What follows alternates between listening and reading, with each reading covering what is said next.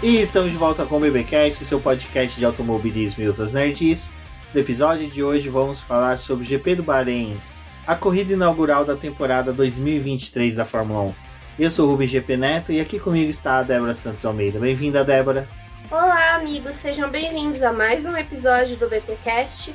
E bom, este é o episódio em que eu posso dizer que o ano é só de glórias para Red Bull, porque o resto... o resto é o resto. Exatamente. Bom, a gente vai ter esse ano a Fórmula Red Bull e a Fórmula Fernando Alonso versus novinhos, né? O idoso ali tá demonstrando que quando você come bastante sustagem kids, quando você é criança, quando você chega na casa dos 40, você ainda tem muito gás para entregar. Mas o Alonso, ele é tipo aqueles pratos de velho, sabe? Tipo canja, sabe? Caldo de mocotó. É aquele prato de velho que tem a sustância, que é encorpado, que você toma quando você tá resfriado, entendeu? Levanta defunto. Esse é o prato do Alonso. Exatamente. Bom, esse prato levanta defunto, ele deve ter dado um pouco pro Lance Stroll, né? Que acabou levantando mesmo. Guiando aí. Não levantou tão bem que ele precisou de ajuda pra sair do carro, né? Mas a gente vai comentar sobre isso no BBcast. Estou aqui encarecidamente pedindo o apoio de vocês que escutam o BBcast, apoiem o nosso projeto por meio da plataforma do Apoia-se ou do Membros lá do canal do YouTube. É muito importante para a gente poder continuar fazendo as nossas publicações aqui periódicas do podcast e também nas outras redes sociais. Então, passem por lá, é um valor... você pode apoiar tipo, com R$1. R$1 você já apoia a gente, já é uma ajuda, entendeu? Já vai colaborar com o nosso projeto. Ou se você quiser ser o papai do Stroll e patrocinar a gente com outros valores, também vai ser muito bem-vindo.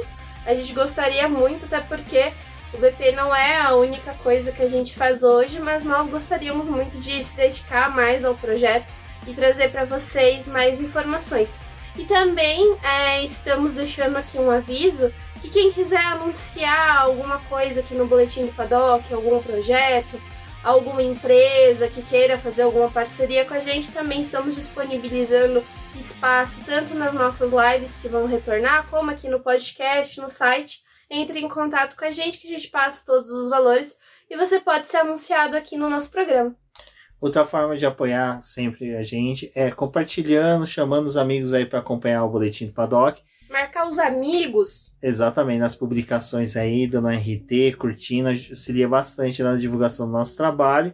Comentando lá no Twitter, porque o Elon Musk está boicotando todo mundo, entendeu? Ele fica dividindo aquela timeline, você nunca sabe quem você está acompanhando, mas se você compartilhar o BP, tem mais chance de alguém ver. Bom, antes de irmos pro BBcast em si, vale lembrar sempre dos nossos amigos lá do Os Carteiro, que sempre está acompanhando a gente, ouvindo, conversando. E também temos o pessoal que participa lá, que é o Ricardo Bannerman, o famoso PPT, o Rafael Celone, o Thiago Meira, que normalmente se apresenta também aí nas nossas lives, está lá conversando com a gente. Então, pessoal, para quem mora em São Paulo, na Grande São Paulo, participem do Campeonato Os Carteiro. Pelas nossas redes sociais, na publicação do BBcast tem o link para os carteiros. Também é só procurar Os Carteiro nas redes sociais, você encontrando o Instagram deles, você consegue conversar com o Ricardo Banner e ter informações para participar do campeonato. É muito legal, é bacana. Esse final de semana, dia 11, vai ter etapa, salvo engano, em Nova Odessa, com transmissão da corrida. E você pode acompanhar pelos canais oficiais dos carteiros e também pela Twitch do Rafael Celone, que também está fazendo a transmissão e a narração. E vale a pena assinar e acompanhar as lives lá do Rafael Celone no Twitch dele.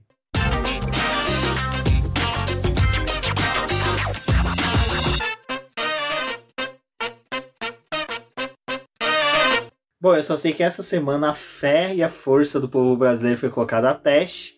Semana passada a gente conseguiu aí um pouquinho de esperança com o Drogovic conduzindo o carro da Aston Martin em 2 treinos, né? 2 sessões de treinos da pré-temporada. Mas Lance Stroll conseguiu retornar, né, do centro médico da Aston Martin, recuperado pelo mútil, né, aparentemente, e acabou realizando aí o GP do Bahrein. Mas no final de semana, né, Débora, depois a gente vai falar um pouquinho disso, mas o Lance Stroll passou por todos os testes de exigência da FIA para poder assumir o carro. Os pilotos têm que fazer um teste para poder provar que você consegue sair do carro. Então parece que ele fez o teste 2 vezes, a primeira ele não passou, aí deram uma colher de chá e falaram, faz aí de novo, colega. É que na verdade você tem que fazer o teste 3 vezes, 3 vezes. Aí ele passou, né, conseguiu a liberação para poder correr, e aí tem um trovão. Mas a situação é que, assim, tava todo mundo, porque teve vários IC, né? Acho que dá pra gente falar sobre isso, né? Porque o pessoal ficou, mas quando que o Stroll machucou? Porque pra algumas pessoas, tipo, tinha sido, sei lá, em janeiro, e eles só foram falar da situação agora, porque era conveniente falar agora, porque ia ter o início da temporada. E aí ele deu uma entrevista pro site da Fórmula 1, porque ele ficou quietinho, né, nesse tempo. O Stroll também não é muito de ficar postando em rede social, não é um piloto que se exibe muito, né? Então ele pediu privacidade para a equipe não estava falando para os jornalistas o que realmente estava acontecendo. Surgiu um burburinho no paddock, e aí vários ICs foram ditos. E aí ele deu essa entrevista, né, pro site da Fórmula 1, dizendo que ele estava treinando, que ele caiu de bicicleta, que ele machucou o pulso direito. E o esquerdo, ele meio que caiu por cima, mas o direito ele fraturou, então ele precisou fazer a cirurgia, colocar pino e teve o processo de recuperação.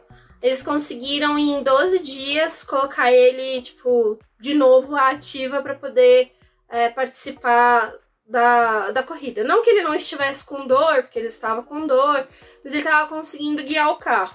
E aí a gente teve os treinos livres, né, Rubens, que a Aston Martin confirmou ele na quinta-feira, mas o Drogovic e o Stoffel Vandoorne estavam lá no Bahrein como pilotos reserva e poderiam assumir o carro a qualquer momento. E aí teve todas as sessões de treino livre, mas acho que a da sexta-feira foi a mais crítica, né?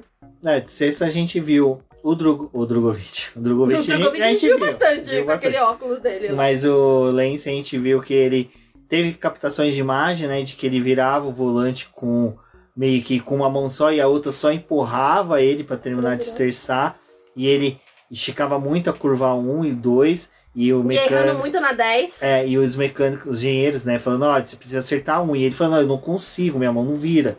E vocês vão ver um pouco de chuva e de relâmpagos, trovões no final, não é relâmpago Marquinhos, mas tá caindo um toró agora em São Paulo. E o Lance Stroll também tem aquela cena dele saindo do carro, aí até o pessoal começou, mas isso não é acidente. E foi uma coisa que eu comentei no grupo de apoiadores do BP, aí depois até vi também o Rafael Lopes comentando isso no Twitter.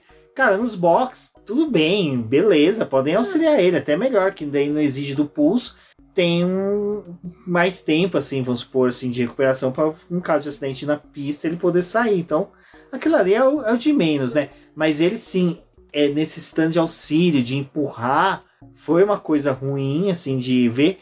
E alguém deve ter tido uma conversa com ele, né? Porque no sábado ele já não tava mais empurrando o volante daquele jeito, ele tava segurando, mas com a mão direita às vezes parecia que ele tava com a mão meio frouxa, ele tava usando mais a esquerda para poder puxar o carro, para poder virar.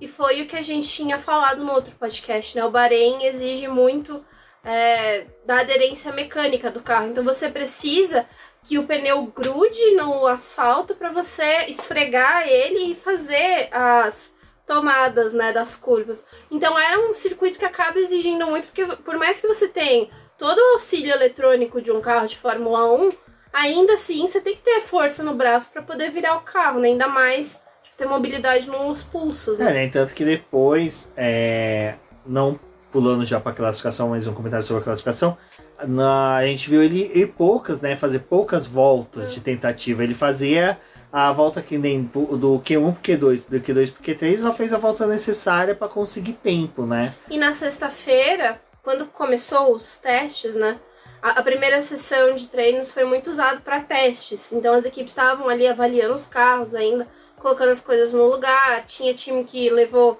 novas peças. Então, teve um momento ali no início do primeiro treino livre em que o Stroll não tava na pista. E aí ficou meio estranho, tipo, mas ele vai correr e não tá na pista, sendo que ele já nem treinou na pré-temporada. Aí a Aston Martin, pra poder não deixar todo mundo muito afoito, se era um problema com o piloto ou com o carro, acabou informando que o AMR-23 estava com um problema na ignição. Então eles estavam consertando para que o Stroll fosse para a pista. Meu carro queria funcionar. Mas era algo preocupante, né? Porque ele era o piloto que mais precisava estar em pista. Exato, mas no final, né, se confirmou a presença dele. Até ali antes da classificação ficou aquele murmurinho. A torcida brasileira ficou bem, né, eufórica, querendo que o Drugo fosse para a pista, mas infelizmente não foi. Acho que até pro Drugo foi muito bom ele não ter ido já para esse GP. Porque é aquela coisa, né, que fica tanto aquela questão de ele tem que entregar, ele tem que entregar, ele tem que entregar. E como é um GP que a própria equipe está se acostumando com o carro, os próprios demais pilotos, né, podia ser ruim. Então, vamos com calma. Uma hora, eu acho que o Drugo tem grande chance ainda de se tornar titular de alguma equipe. Eu acho que está se demonstrando muito a possibilidade deles utilizar bem os campeões da Fórmula 2, mesmo que seja anos, algum período depois. A gente viu o Piastri, viu o De Vries, o Mick Schumacher é o cara que ainda está ali em volta, então eu acho que dá pra gente ainda ver o Drugo na Fórmula 1. Bom, Débora, nos treinos livres, né, vamos falar que na verdade os treinos livres foram uma sequência da pré-temporada, né, foi uma coisa assim de as equipes ainda utilizando muito da pista para buscar informações, sabendo dessa lacuna de uma semana que teve entre a pré-temporada e o GP. Sabemos que as equipes mandou para as fábricas informações que foram coletadas, teve o retorno, salvo engano até algumas equipes já teve até mudança de peças, como a própria McLaren com dutos de freio, e isso fez com que realmente os treinos livres a gente não tinha muita coisa assim de extraordinária, a não ser Dom Fernando, né, príncipe das Astúrias, né? Passando o rodo em todo mundo, mostrando ali que panela velha ainda faz comida boa. Paeja boa. Paeja boa. Mas o primeiro treino livre foi o que eu comentei, né? Muito teste, ainda com o pessoal com os aeroreques, usando também Flowvis no carro para poder fazer a verificação da passagem de ar pelo carro, né? Todo esse estudo que a equipe tem que fazer. Então foi uma extensão da pré-temporada, ainda mais quando você leva peças. É necessário que isso aconteça, mas durante a continuação da sexta, né, o início do sábado, ainda teve verificação, o pessoal precisou trabalhar com pneu macio e o médio, que era os designados pela Pirelli para o fim de semana. Então eles tinham que coletar dados, ver a durabilidade, utilizaram ali o segundo treino livre justamente para isso, então uma parte dele foi para poder fazer as voltas em simulação de corrida e também as voltas de classificação. E depois o terceiro treino livre é bem ruim no Bahrein, porque você não tem uma constância, né, na temperatura. Você tem o primeiro treino livre e o terceiro, que são feitos em um horário que não tem nada a ver com o que é a classificação e a corrida.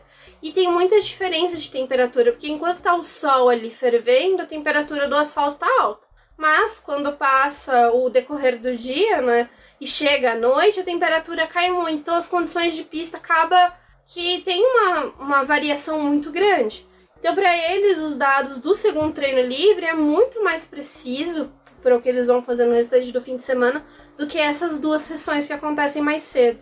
Bom, dos treinos livres a gente teve, né, Débora, a demonstração pífia da McLaren e a Mercedes, que demonstrou que, mano, zero pódio. O conceito, eu acho que é aquela coisa do... sabe aquele, como eu poderia dizer, príncipe encantado, história bonita, que nos livros, no papel, é perfeito. Mas na hora que você vai ver a vida real, é o zero pódio, né? O carro pode ser que na prancheta, para os engenheiros, seja perfeito. Seja aquela coisa, sabe, mais... não vou usar de novo a palavra perfeito, mas correta a se seguir. Mas... tá demonstrando ser um erro total, e até o próprio Toto Wolff já começou a falar em descarte e começar realmente com uma nova filosofia de carro. O que a McLaren já deveria estar falando também. Meio que fala também, né? Assim, no ano passado teve já toda essa discussão, né? Se o projeto da Mercedes era efetivo ou não. A Ferrari tinha dito que fez um teste com um carro que era mais estreito e eles não conseguiram ver nenhum proveito nesse projeto. Eles descartaram e foram para aquele carro que parece uma prancha de surf, né? Porque é toda espalhada, é todo um carro grandão. A Ferrari fez questão de utilizar esse tipo de modelagem, né? A Mercedes para esse ano tentou insistir nesse projeto, porque eles acreditavam que do ano passado todos os avanços que eles tinham feito de pesquisa, coleta de dados, essas coisas, ia surtir efeito para o carro desse ano. Então eles acreditavam que o W14 ia estar um passo à frente do W13. Porém, já viram que o negócio desandou, né? Fizeram os testes de pré-temporada, parecia um pouco mais promissor, mas ali eles já tinham algumas dúvidas. E aí, quando foi agora no Bahrein mesmo, que eles estavam para iniciar o campeonato, aí teve toda uma conversa de que nas próximas corridas a Mercedes vai trazer novas peças, então ela vai começar a fazer a substituição do Zero Pod. Eu não sei ainda se ele vai sair inteiro, mas eles vão mudar o conceito ali. A parte traseira, eles já fizeram uma modificação para o Bahrein, e eles estão nesse processo para poder mudar o carro mesmo, porque não vai ter o que fazer. O Russell, depois da corrida, só vou fazer um comentário com relação ao carro, ele disse que talvez, principalmente nessas primeiras corridas do ano, a Mercedes faça a mesma coisa que aconteceu no ano passado. Andar com sensor, andar com carro mais pesado, testar diferentes configurações entre ele e o Hamilton, para poder ver se eles chegam em algum lugar no desenvolvimento desse carro. E talvez, sim, a temporada de 2023 vai ser mais um ano de pesquisa da Mercedes para que o carro do ano que vem seja melhor, porque nas condições que tá, é só desenvolvimento mesmo, não tem muito o que fazer. É uma pena, né? E isso é uma coisa que a gente comentou sobre o carro da Aston Martin, né? Que como a Aston Martin ano passado foi perspicaz em que ela criou um carro neutro, que era um carro que a gente falava, né? A gente olhava assim pra ele. Não tinha graça nenhuma. Olhava assim, tentava entender ele, mas não via nada de substancial, nada que era realmente que demonstrava um refinamento aerodinâmico. Parecia o Show Car, né? O próprio Show Car que apresentaram do conceito desse carro, praticamente era o carro da Aston Martin em 2022. Isso. E aí a Aston Martin foi aquela coisa que eu meio que entendi que ela fez, faz o carro neutro, ver qual foi o melhor caminho optado por uma das equipes, que no caso, acho que no começo do ano você olhava assim, você tinha 3 estilos de carro. O da Red Bull, o da Ferrari e o da Mercedes. A Mercedes você já descartou na pré-temporada. Aí você ficou olhando, Ferrari e Red Bull. Chegou uma hora que ela começou até meio copiar a Red Bull, deve ter visto que o resultado era promissor, e copiou. O carro da Aston Martin esse ano não é uma cópia fiel do carro da Red Bull como a Force India a Racing Point fez, né, lá em 2020, mas já é um carro muito bem feito, já é um carro mais elaborado. Então a Mercedes, eu não sei quem ainda não, eu acho que falta um amigo ali desse colocar a mão no e falar, amigo, esquece esse conceito de carro, não tem que esperar 3, 4 corridas, não. Faz aí, estoura o teto, sabe? Red Bull fez, né? É piada, não serve de nada o teto orçamentário. Estoura o teto aí, faz um carro bom, pronto, acabou. Você vai pagar uma multa, dinheiro vocês têm, faz. Vai perder um pouco de tempo no túnel de vento, mas a Mercedes já tem um tempo mais, um pouco maior, né? Já pela posição que ela terminou do campeonato, então às vezes compensa estourar o teto na mesma proporção que a Red Bull fez. Exato. Bom, acho que... E assim, só pensando, eles têm dado, né, do carro um pouco mais largo, porque em 2020 eles fizeram um teste. No primeiro início ali da temporada, que foi em Barcelona, eles estavam com carros diferentes. Foi pro Bahrein que eles mudaram e colocaram o conceito do Zero Pod. Então eles têm um pouco de dado também desse carro maior. E, gente, é a tendência de praticamente todo o grid, né? Exato. Bom, vamos torcer aí para que a Mercedes consiga por causa de campeonato. E por causa de um momento que foi da corrida que a disputa Alonso e Hamilton foi sensacional, que a gente vai comentar mais à frente. Bom, Débora, a classificação, vamos dizer que a classificação ainda se mantém no esquema de Q1, Q2 e Q3, para que todo mundo possa se situar, não teve nenhuma alteração, mas a gente viu ali realmente uns momentos críticos em que o próprio Lewis Hamilton estava abaixo do 12º, 13º em determinado momento, aí conseguiu ir pro top 10, mas só que, sabe, ficava aquela sensação, pô, será que não vai conseguir entregar? Depois a gente teve a questão da Williams, que se classificou muito bem. A gente viu Williams subindo, McLaren retornando. E realmente não foi uma classificação assim, fácil para algumas equipes, né? Como a Alpine a AlphaTauri e a McLaren.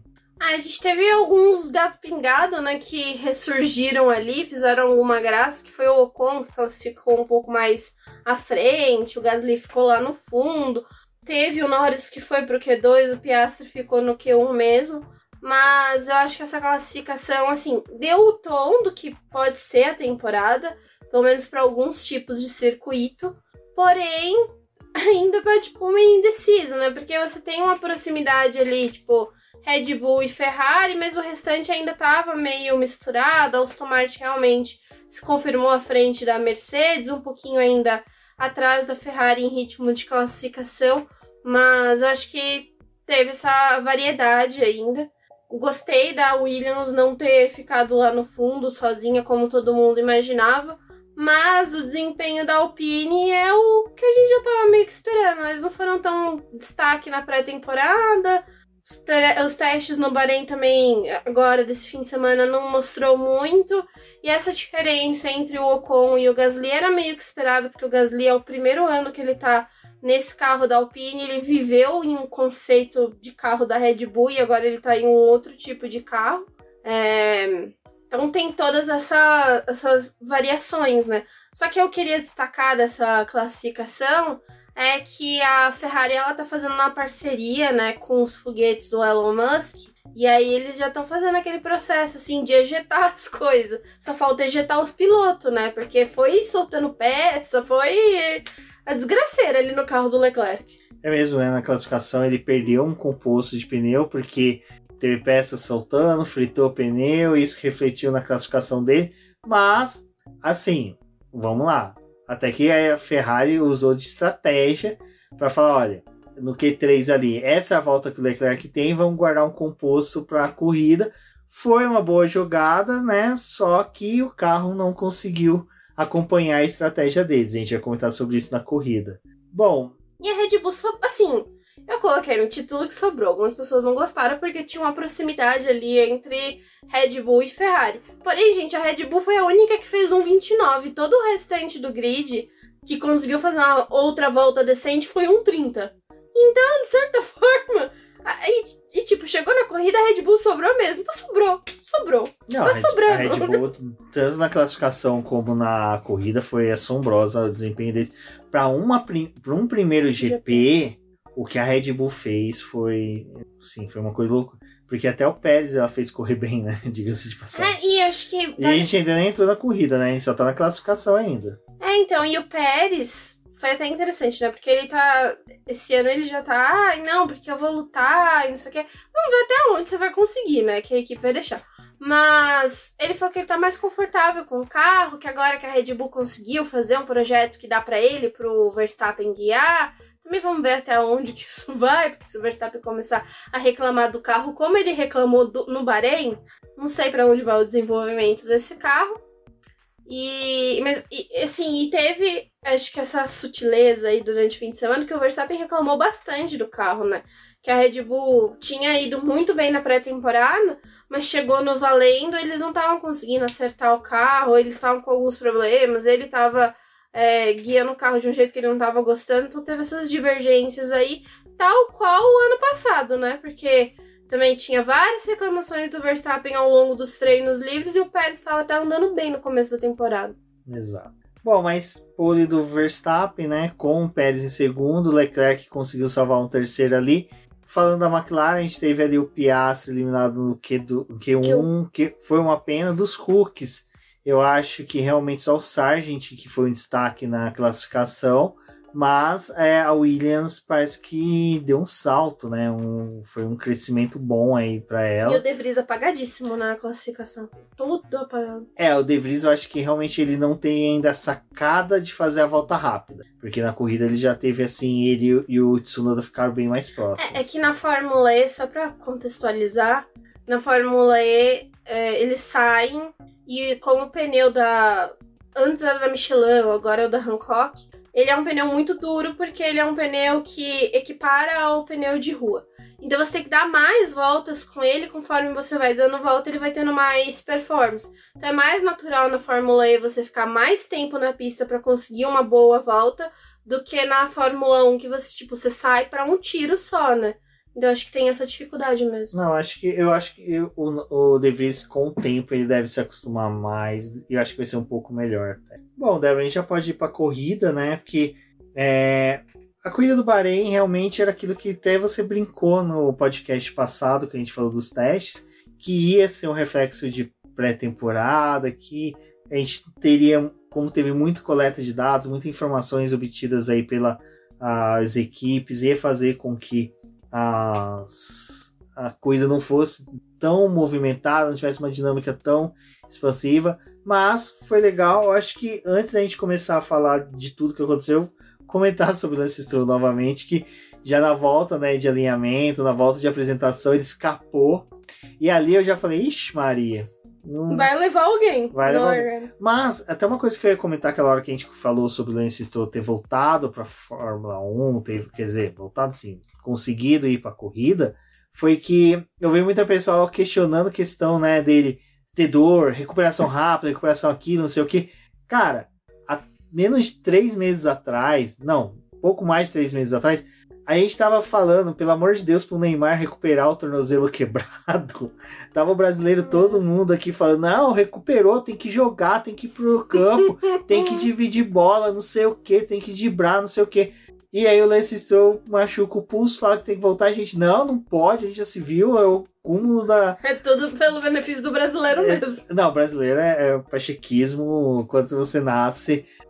não vou falar que é patriotismo, né? Porque senão vai todo mundo ouvir o BBcast na porta do quartel, aguardando 72 horas para ter uma nova ordem aí.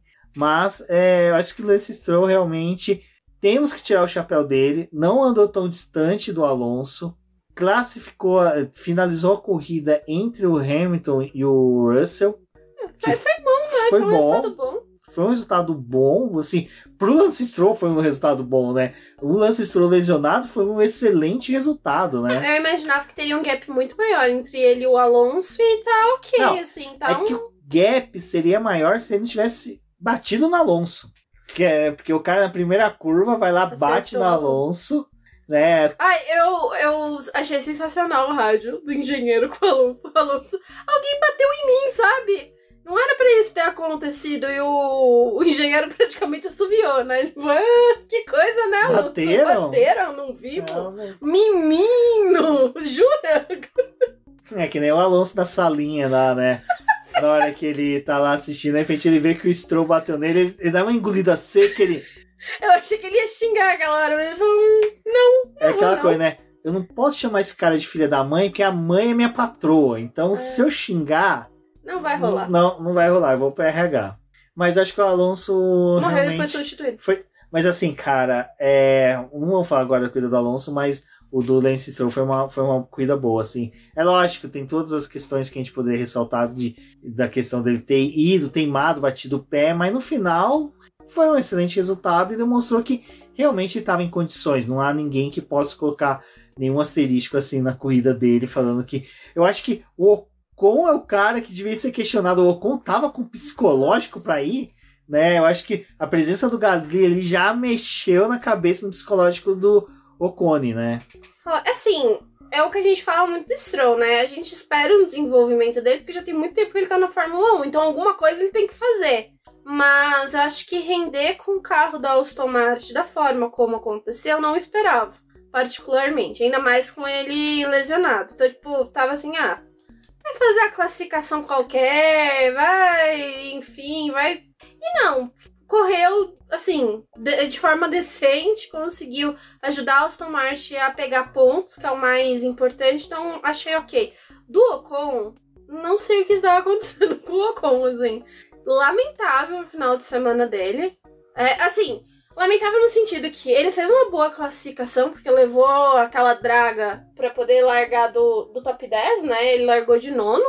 Então, parabéns pra ele, conseguiu fazer isso com um Alpine que parece estar horrível. Mas a corrida, erro pra poder colocar o carro no cochete. que particularmente esperava isso do Stroll, que tava com um problema no braço. Foi o Ocon. Eu esperava do De Vries, que é a primeira vez, do Piastri, que é a primeira vez, do Sargent, que é a primeira vez. Mas cara... não do Ocon. E o cara é alto, o cara consegue ver. Tipo, o Tsunoda consegue parar bem, caramba. O Tsunoda nem vê. O que acontece, Ocon? Aí depois... não cumpriram... Gente, aquele povo não sabe contar mais, ficou 3 meses. Eu acho que o Otmar saiu de lá e levou os cronômetros, ele e o Alonso. Esconderam. Pintaram eles de rosa e jogaram no carro, ninguém viu. Ai, gente, olha, foi... Não, e o último ele não reduzir, né? Ele não apertou... Não. Cara, é um botão no volante que você clica e ele segura a quilometragem do carro. Ele limita. Ele é limitador. Obrigado, eu tava tentando lembrar do nome. É o limitador de velocidade pra você entrar nos boxes, velho. Que já faz aquilo automático, a não ser que você esteja com um problema nele. E é um problema que não é muito fácil de dar no limitador, né? Exato. E aí ele ficou ali na pista brigando com o Norris. Também, o Norris a gente já fala que o finalzinho de semana cagado. Mas... ruim também, aí chegou mais no final da corrida, vamos abandonar, né, Ocon? Chega. Você tava parecendo Cordell, né, da Fórmula 2. A Mauri Cordell, que... Nossa, Cordell, 5 minutos de Fórmula E já tá... Fórmula 2 já tinha punição. E aí o Ocon conseguiu ser pior que a Mauri Cordell. Cara, que horrível. Eu falei que se tivesse tirado o capuz do Ocon... era o Cordell ali, porque não é possível, o Cordell, gente. Pra quem acompanha a Fórmula 1, acompanha a Fórmula 2, ele é um cara que no GP de Imola do ano passado acumulou o quê? 15? Foi um monte de punição, foi uma atrás da outra, não lembro, acho que foram umas 12. 12 punições o cara teve. Mas era punição assim, cara, era impressionante. De velocidade, entrava assim, está em investigação, foi punido. 5 segundos. Está em investigação, foi punido. Está em investigação. Cumpriu, não cumpriu, cumpriu errado, deixou de cumprir. Cara, era horrível. Bom, e ainda tá na Fórmula 2, né? Vida que segue. Bom, e aí eu acho que assim, do Ocon foi isso, do Lance Stroll também. Podemos falar das 3 piadas, né? Williams, Alfa Romeo e Alpine. McLaren não é piada, que já é clima de velório. E eu vou explanar aqui pras pessoas. Estava fazendo o texto da corrida, me bateu um desespero com a Ferrari. E o Rubens estava fazendo piada, entendeu? E aí ele falou assim pra mim, se você quiser curtir essa temporada da Fórmula 1, faça piada. Talvez eu tenha que fazer mesmo, mas vamos falar da situação da sua equipe. Não, assim, primeiro a gente tem que falar dos pontos conquistados pela Williams, Alfa Romeo e Alpine. Porque, assim, Gasly realmente, né, aproveitando o gap que o Ocon deixou, né, porque com essas todas as punições, o pessoal falou, gente, a gente tá sem piloto. Aí olhou o Gasly vai pontuar.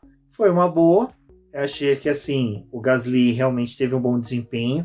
Até a gente falava que, assim, cara, depois do ano pífio que ele teve na AlphaTauri, o desempenho dele na Alpine mostra que realmente ele pode voltar a ser aquele piloto que conquistou uma vitória, que era um piloto de destaque, que fazia aquelas corridas boas, que era aquelas corridas legais de se assistir. Então, assim, do Gasly eu acho que foi um bom final de semana. Assim, largar de último e chegar na 8ª posição, como aconteceu com ele, é algo que você não consegue fazer de forma tão simples, né? E o grid, por mais que talvez a Alpine esteja um pouco distante, ela ainda assim ela tá envolvida nesse meio do pelotão, né? Então ela vai ter que fazer algumas coisas para poder furar e conseguir pontos. Então, largar ali da 20ª posição e fazendo ultrapassagem, até mesmo a escolha da estratégia funcionar e te colocar dentro da zona de pontuação, é muito mérito do que ele fez e, cara, assim, sinceramente era pro Ocon ter feito isso, porque ele tava na melhor posição de pista da largada ali, e ele não conseguiu, ele cometeu tantos problemas ali, as questões da punição, a equipe também não ter gerenciado aquela forma de aplicar a punição ali na hora que precisava cumprir, todo um erro que, poxa, tipo, deu um destaque pra corrida do Gasly. E aí da Williams, podemos dizer que o Sargent chegou bem. A gente até tinha dúvidas, né? Pô, ele foi 5º, né, da Fórmula 2. Não, terceiro. Terceiro? Nossa, pra você ver como eu tava achando ele ruim. Mas pro pessoal da bolha ali, não ficaram satisfeitos que ele não é campeão, assim. Os resultados dele não... Mas o resultado dele foi bom, eu achei legal, achei em determinados momentos, em mesmas condições de pneu, ele tava andando na frente do álbum, né? Mas parece que naquelas mudanças que teve ali do meio pro final da corrida, ele realmente não se acertou muito, mas teve um bom ritmo de corrida. Eu acho que para um piloto estreante que tá numa equipe pequena, sabe, não deixou a desejar.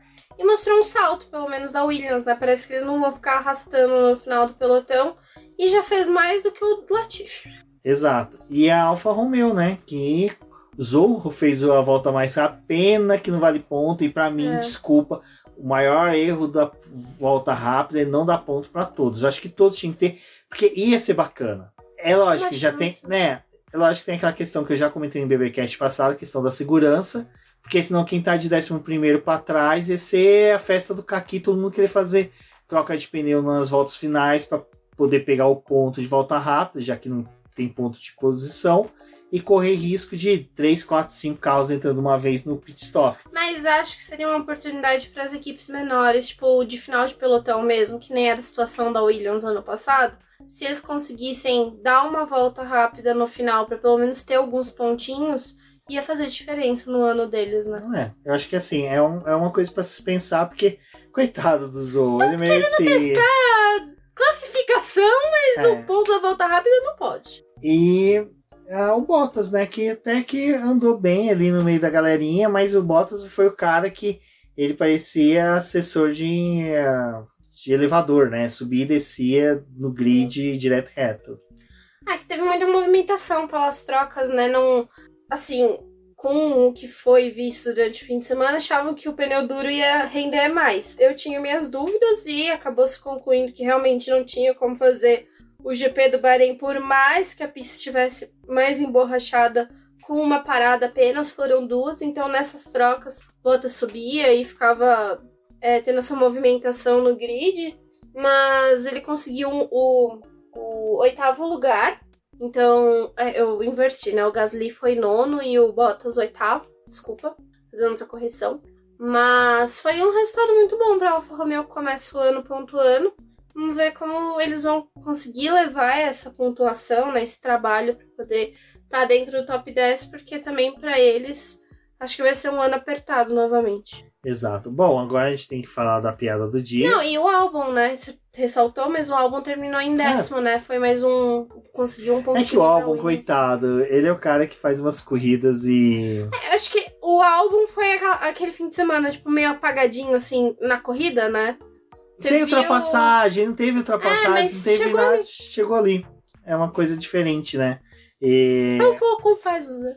Exato. Bom, da McLaren a tristeza, né? Que, cara, faz um carro horrível, aí quer que os pilotos exijam.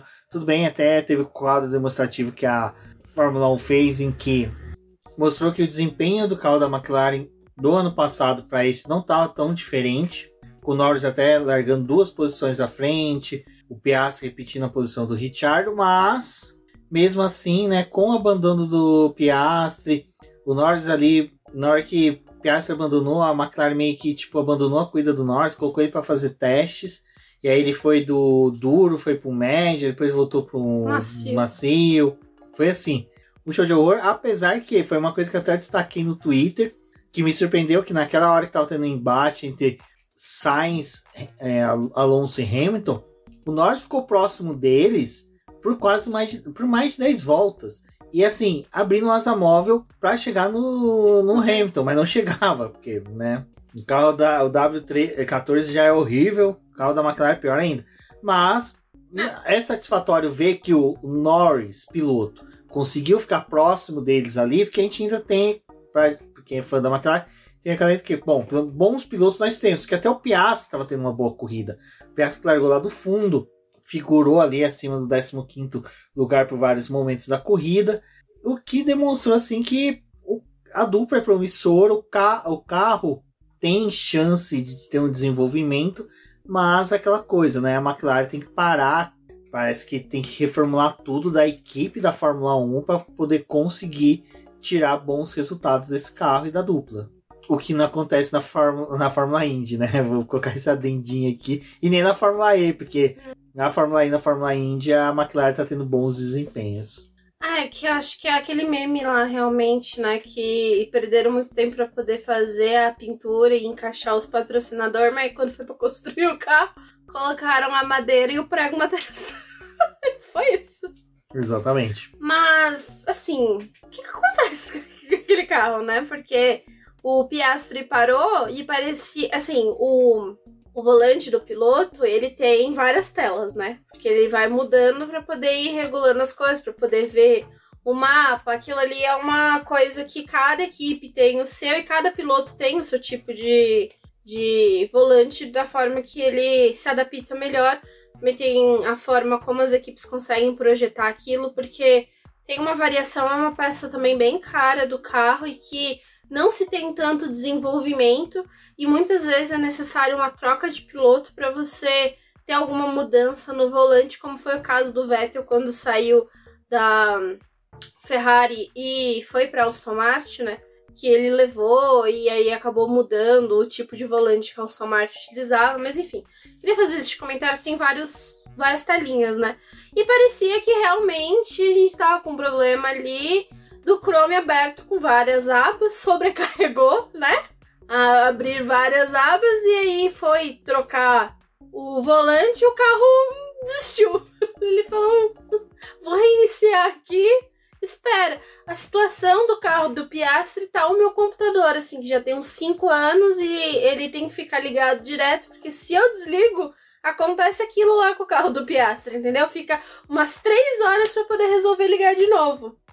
Que situação, hein, McLaren? E o Norris, quando parou, que eles foram mexendo no volante, eu falei, acabou a corrida do Norris, já era, chega. Bom, quem teve uma corrida já era foi a Ferrari, né? Porque, olha... Ai, abafou. Leclerc abandonando e o Sainz com dificuldades... Assim, o Sainz teve dificuldade de gerenciar pneu durante a corrida inteira. Porque, assim, foi se criando um gap entre ele e o Leclerc gigante. E parece que é a mesma coisa que o Sainz passou ano passado no começo, né? No começo do ano ele teve dificuldade até achar um modo de gerenciar o pneu, gerenciar desgaste para poder começar a correr mais próximo do Leclerc. E o Sainz, ele tava um pouco mais otimista, né, com o começo do campeonato, porque ele falou que o carro agora da Ferrari ele tinha entendido mais, que ele demorou um pouco para poder compreender quando mudou o regulamento.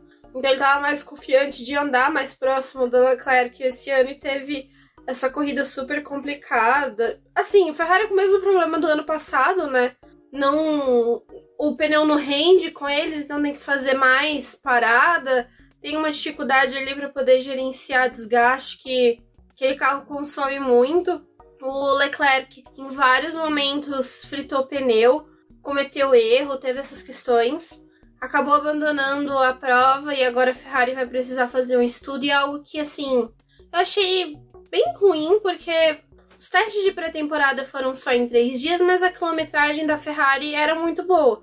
Tudo bem que nos testes de pré-temporada, se eles quiserem trocar o motor 15 vezes, eles podem trocar, porque não tem limite de uso das peças na pré-temporada, só tem a partir da primeira corrida do ano. Então, antes do GP do Bahrein começar, como o Bottas tinha tido problema, eles já tinham trocado o motor do Norris. Então, eles começaram com um motor zerinho ali, pro final de semana. Aí, antes da corrida, eles fizeram a troca da bateria do carro, que é uma troca que eles podem fazer 2 no ano. Fizeram a troca ali no carro do Leclerc para que não tivesse problema. E teve, abandonou. E a situação da Ferrari é que talvez ela tenha até perdido esse motor. Então, tipo, já começa em desvantagem. Você tem 23 corridas no ano e 3 motores para poder usar. E talvez você já não tenha um. E os testes de pré-temporada parece que não diagnosticou isso, né? Não foi um problema que eles tiveram de confiabilidade. Então é algo que é muito crítico, porque o ano passado foi completamente afetado por problema de confiabilidade e vários abandonos. Eu tava até falando com o Rubens, né? Acho eu que o Leclerc ele tem uma tocada mais agressiva no carro, porque ele é mais rápido, ele tem um controle maior. Agora, não sei se isso afeta também a forma como ele guia o carro e se isso tá gerando algum problema no carro. Mas o Sainz também, ano passado, teve outros abandonos, né? Foi meio que parecido, mas o Leclerc acaba acontecendo mais e com mais frequência. Então, tipo assim, também não vou colocar a culpa no piloto, porque a Ferrari poderia ter feito algo melhor.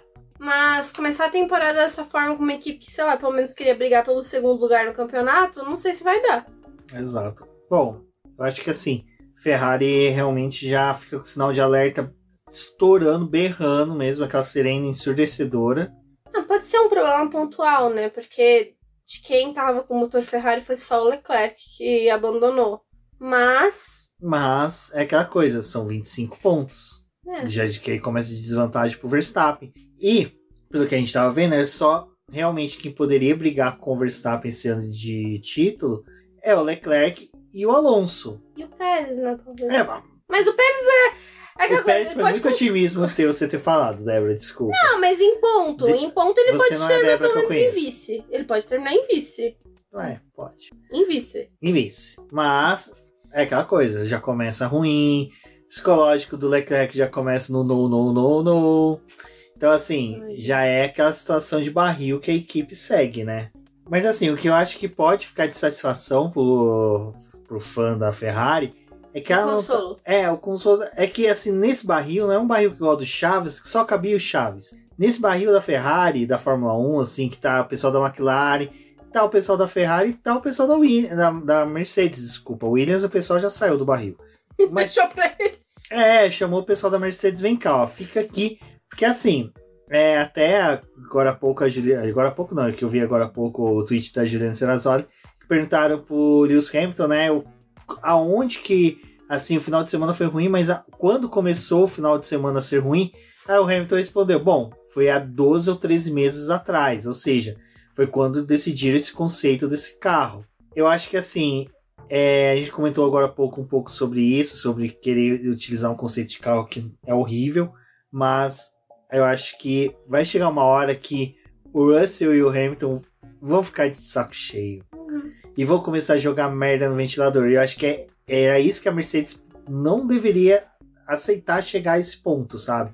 E nem o Toto Wolff, dos pilotos realmente já começar a atuar contra a equipe. Porque aí começa a ter aquela situação que a Ferrari passou antes do Vettel chegar.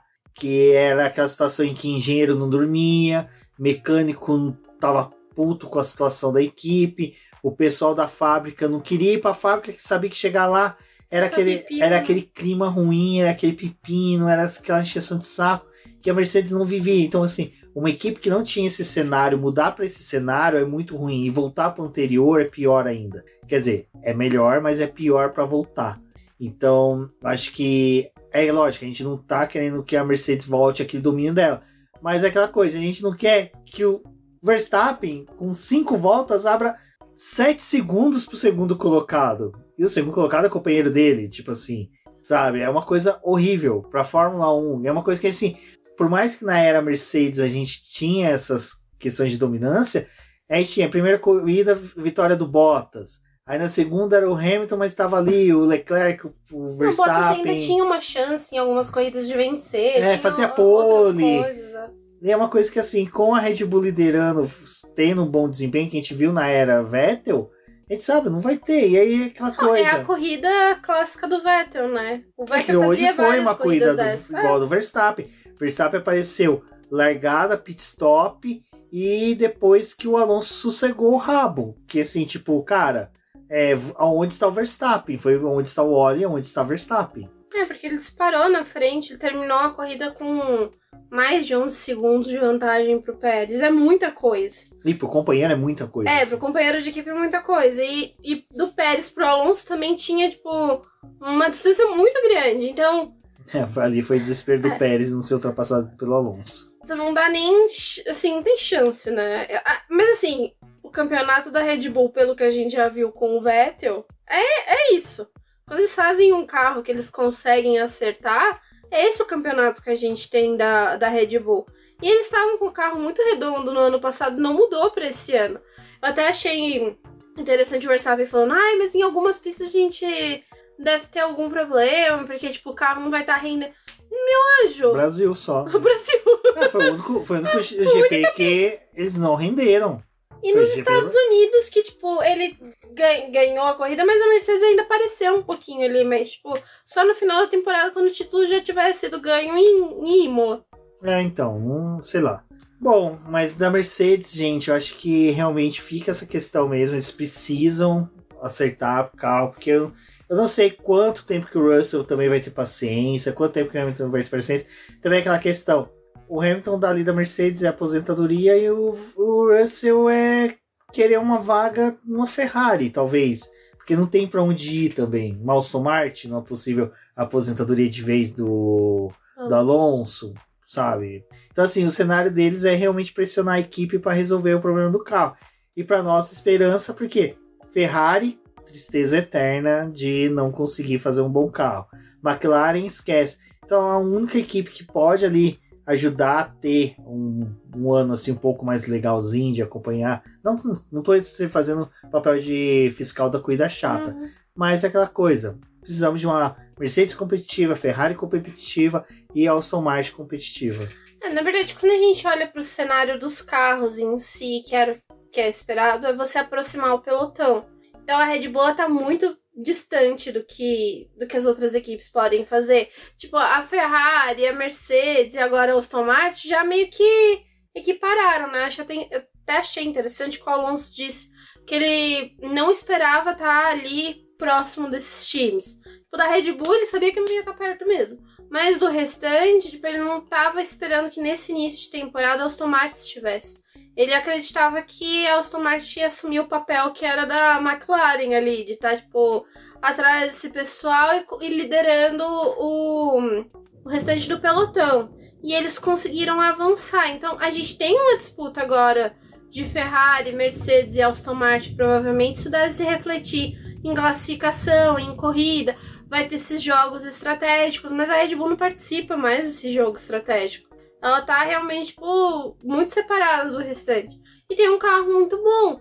Então, por mais que talvez, conforme o ano for passando, a equipe não consiga manter o seu grau de desenvolvimento e ela precisa focar no carro do ano passado, o projeto tá meio que resolvido, né? Porque eles acertaram no carro, eles não têm problema de porpoise, eles não têm problemas aerodinâmicos, porque, pô, a aerodinâmica da Red Bull é uma das mais eficientes quando eles acertam a mão, o motor tá redondinho, tá funcionando muito bem, então é um time que tá distante do restante. Então aonde que eles vão se aproximar, né, desse pelotão?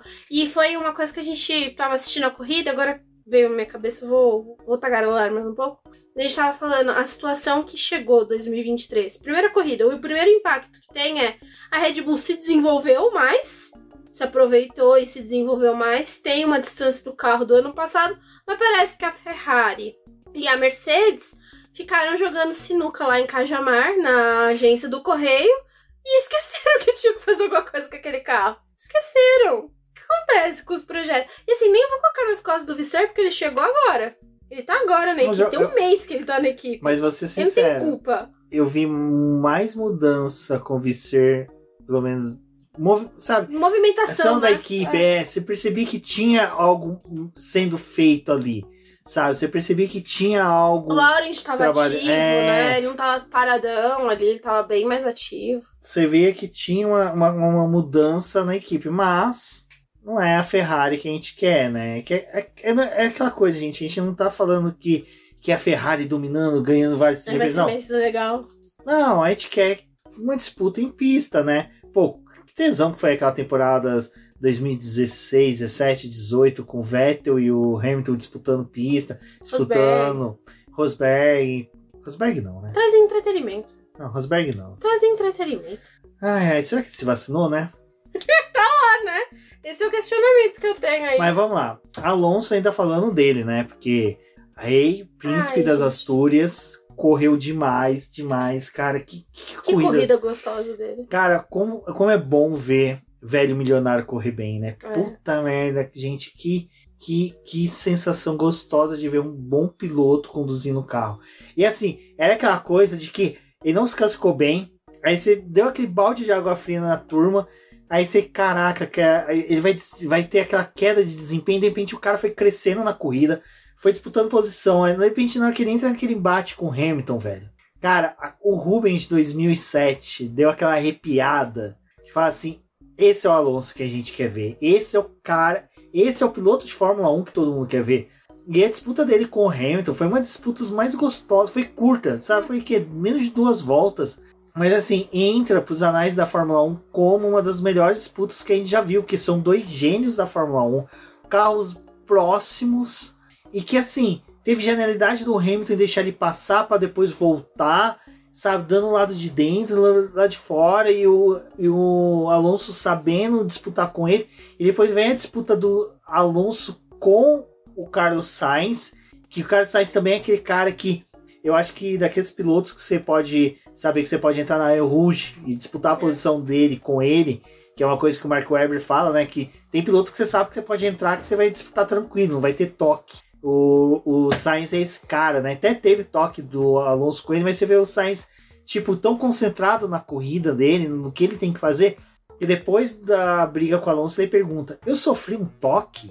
Do que você percebe que o cara realmente estava concentrado na disputa, no que ele tem que fazer, e não tipo aquele cara que fica assim, não, se ele me tocar, eu já vou abrir o rádio, eu já vou chamar o engenheiro. Não, eu faço aqui meu papel, depois resolvo o que tem que resolver. Então, assim, o Alonso foi aquele cara que eu acho que se não fosse a presença do Alonso hoje na corrida, o GP do Bahrein hoje tinha sido um dos GPs mais chatos que a Fórmula 1 já teve.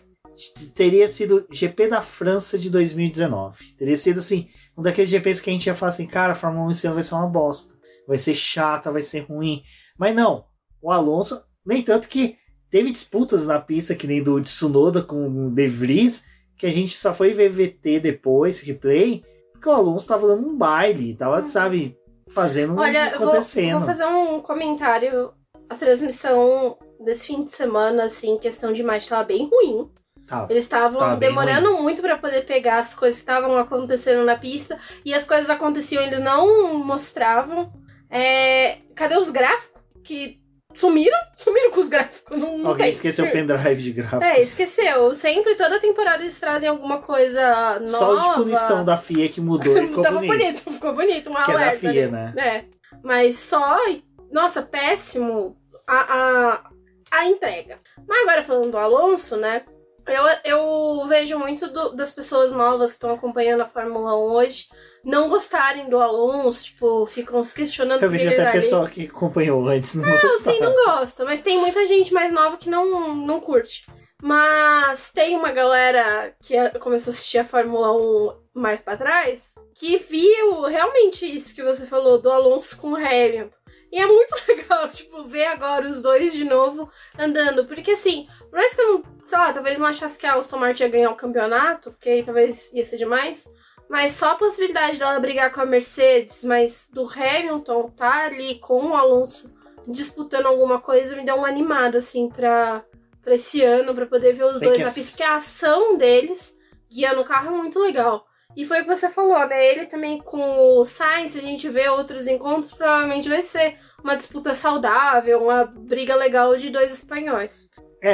Uma coisa que, assim, eu lembro que o tio Delvas falava bastante quando a gente tava lá no podcast F1 Brasil, Roda com Roda, que era aquelas famosas frases do Alonso, né? Quando ele tava na Ferrari, que ele tava puto com a Ferrari, que a Ferrari não entregava um bom carro. Que é essa fúria que o Alonso teve na Ferrari, é o que falta no Leclerc, diga-se de passagem. Vai que o Alonso fala, me dá um carro meio segundo, 7 décimos abaixo do melhor carro da pista, que eu tiro a diferença no braço. E é isso que ele tá fazendo na Aston Martin. Ele tá tirando a diferença desse carro que é, vamos falar sério, o terceiro pro quarto carro ali que vai ficar brigando com a Mercedes para ver quem que é o terceiro carro do grid. Ele tá colocando esse carro como o segundo melhor carro do campeonato, que é aquela coisa que quando eu falo, cara, a passagem dele, essa segunda passagem dele na McLaren, não foi um fiasco por parte dele, foi um fiasco por parte da McLaren, que o que ele fazia em alguns GPs, de meter o carro ali em 12º, 13º, que era um carro que era de fim de grid, de última colocação, que o Van Dorn ficava lá, que o Button um pouquinho figurou mais para trás, no começo ali da era híbrida com a Honda. Gente, é o Alonso perfeito. E é aquela coisa, aí hoje, depois mais tarde assistindo a Indy, eu fiquei vendo o Hélio Castro Neves antes do acidente, com 42 anos correndo, eu falei, cara, como eu queria o Alonso nas 500 milhas esse ano. Cara, eu queria ganhar na Mega da Virada e falar assim, Alonso, tá aqui, ó, um carro pra você. Por favor, corra. Que esse cara, eu acho que não faria feio. Eu acho que a gana que ele tem por vitória e por gostar de correr faz ele ter um destaque maior que os outros pilotos não têm. Tem um recorte de um podcast que o Bernardinho participou e que direto e reto cai no meu feed de rede social e que eu acho muito legal, que o Bernardinho fala que ele tenta manter os grandes campeões, aqueles atletas que já estão com ele há mais de 10, 15 anos, com o mesmo sangue nos olhos, com o mesmo vontade de vencer de um novato. E o Alonso é o cara que nunca perdeu isso, o cara que ele tá todo dia correndo como se ele fosse novato, como se fosse o primeiro GP dele em que ele tinha que demonstrar desempenho para garantir o contrato. E ele faz isso porque hoje é um piloto velho que precisa manter o contrato, então ele sabe que ele tem que entregar resultado. E puta merda, cara, o terceiro lugar dele foi realmente aquele meme do cara que morde a medalha, porque agora tem medalha, né? Tem medalha? Tem medalha, morde a medalha, estoura champanhe, bebe champanhe, dá tapa na bunda ali do chefe ali da Alpine. Na Alpine não, ele não tá mais na Alpine, ele tá na Aston Martin. Aston Martin. Exatamente. Mas, assim, foi uma coisa que eu tava assistindo a transmissão esse final de semana, né? E eu, toda hora que mostrava o Alonso, assim, principalmente fora do carro, eu falei pro Rubens, ele tá muito feliz. Ele tá muito confortável. É o que eu falo. Ele tá super tranquilo, ele tava animado com o carro, que era algo que já tinha tempo que na Alpine ele não tava com essa animação, assim. Acho que a única vez que você via uma felicidade nele foi aquele... o resultado do Ocon, né? A vitória do Ocon e o pódio que ele conseguiu no Qatar, que foi o último pódio que ele conseguiu e foi com a Alpine. Mas, tipo, de resto ele tava ali, tipo, no projeto. E, acho que se ele tivesse acertado muito de ter largado o barco da Alpine afundando pra ir pra Aston Martin num momento bom... O Alonso era Rose, né? Não, é porque ele sempre... O Titanic afundando, o Ocon é o cara do violino lá tocando. O Otmar lá falando, fudeu. Fudeu. Não, mas o Otmar pulou junto, né? O Otmar tá na Alpine ou tá na Aston Martin, Débora? Agora minha cabeça deu uma bugada. O Otmar está na Alpine, ele saiu da Aston Martin. Esse é o da Aston Martin. Realmente, né? Realmente, né? Ele viu, tá vendo o Titanic afundar, ele é a Rose, ele ficou ali segurando o Drogovic, eu vou te segurar, mas o Drogovic afundou, tadinho.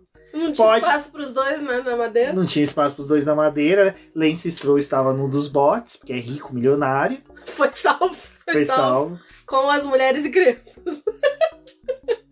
Mas não, ele tava... E fora os rádios, né? Os rádios dele tava sensacional. Conversando com o engenheiro, brincando. Não, no treino livre, né? No terceiro treino livre. Alonso, você tá na frente. Eu ainda tô na frente. Nossa, mas a gente tá muito bem, né? Não, fez a classificação super feliz na frente da Mercedes. A corrida também tava tipo, nossa, mas eu tô aqui ganhando posição, é pódio. Tipo... animadaço. Bom, eu espero que essa animação do Alonso vá até o final do ano, porque vai ser algo que vai sustentar os fãs ali, né? Não, vai. Pelo menos a geração minha e do Rubens, acho que vai ficar feliz de ver o Alonso. Vai, mas tem uma coisa que você falou que a geração atual também não gosta muito dele, é porque a geração atual não assina a Amazon Prime. Então não assistiu a série dele. Não assistiu a série E dele. na Dark Survivor ele não participa. Não vai assinar. Não vai ver. Não vai ver. Ele vai ficar oculto que nem a aposentadoria do Vettel, que já é um spoiler que eu tomei que eu não assisti o Dark Survivor. E fico também feliz que, assim, gosto demais do Vettel. Mas o Hamilton já arrumou um novo amigo na Aston Martin, que é o Alonso. Que estão brincando também.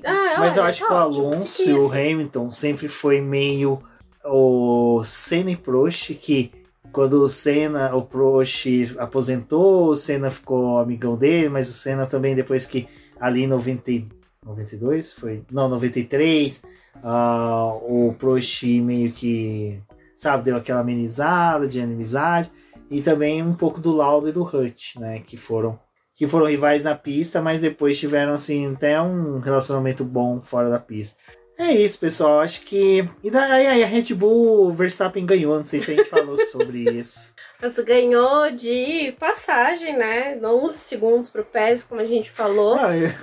O melhor, o Verstappen reclamou, todo mundo vai abandonar, que da hora, não sei o quê.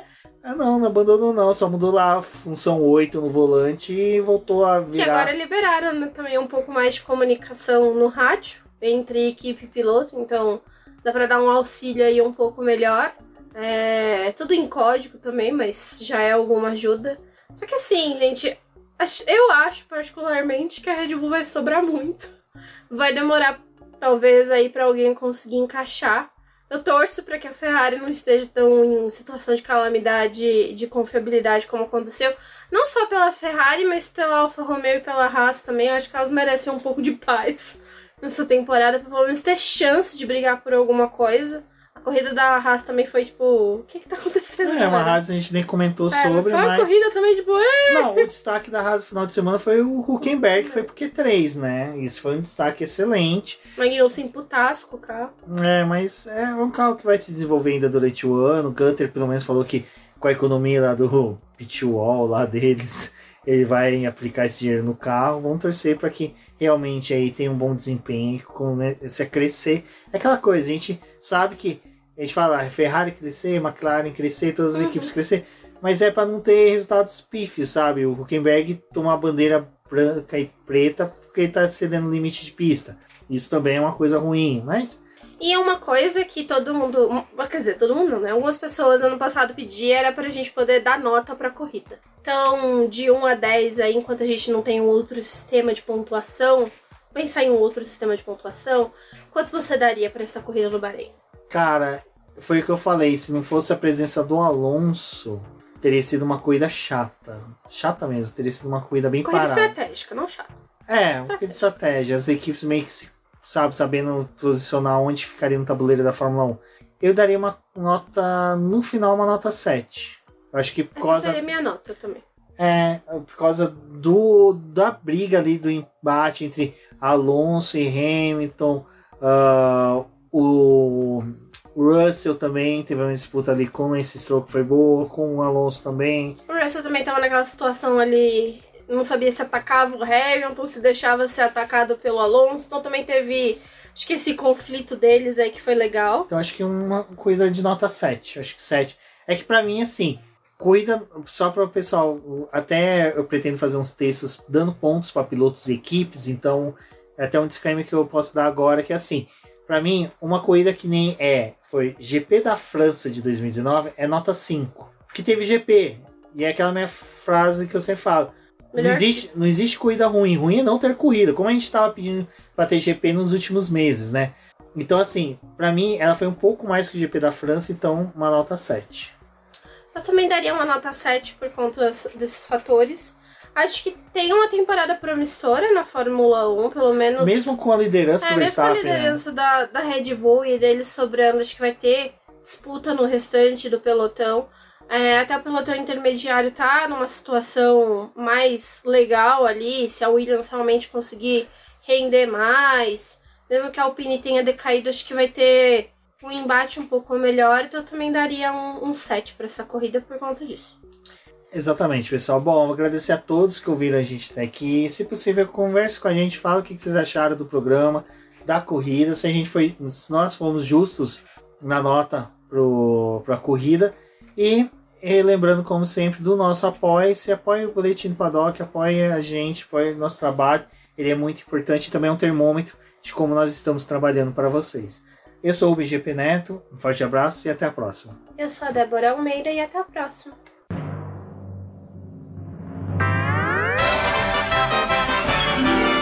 E agora vamos agradecer nossos apoiadores, aqueles que auxiliam o Boletim do Paddock através do financiamento coletivo e contínuo do Apoies. E são eles: Ricardo Bannerman, Maia Barbosa, Eliezer Teixeira, Luiz Félix, Arthur Felipe, Rafael Celone, Will Mesquita, Antônio Santos, Rogério Furano, Helena Lisboa, Cássio Machado, Carlos Del Valle, Bruno Vale, Eric Nemes, Bruno Shinozaki, Alberto Xavier, Will Bueno, Ricardo Silva, Beto Corrêa, Fabrício Cavalcante, Arthur Apóstolo, Sérgio Milano, Melquiades Veloso, Micael Souza, Ezequiel Bale, Silney Messi, Rafael Arílio, Rafael Carvalho, Fábio Ramiro, Lauro Vizentim, Maria Ângela, Thaís Costa, Rafael Catelã, Jane Casalec, Carlos Eduardo Valese, Tadeu Alves, Paula Barbosa, Ale Ranieri, Leandro Nogueira, Bianca Mês, André Brolo, Bruno Lima, Ivan Grego, Maicon Tavares, Thalita Santos, Diego Machado, Gabriel Sawaf, João Guilherme, João Rai e Gustavo Frigoto. Muito obrigado a todos aqueles que apoiam o Boletim do Paddock e auxiliam no nosso desenvolvimento e crescimento. E se você quer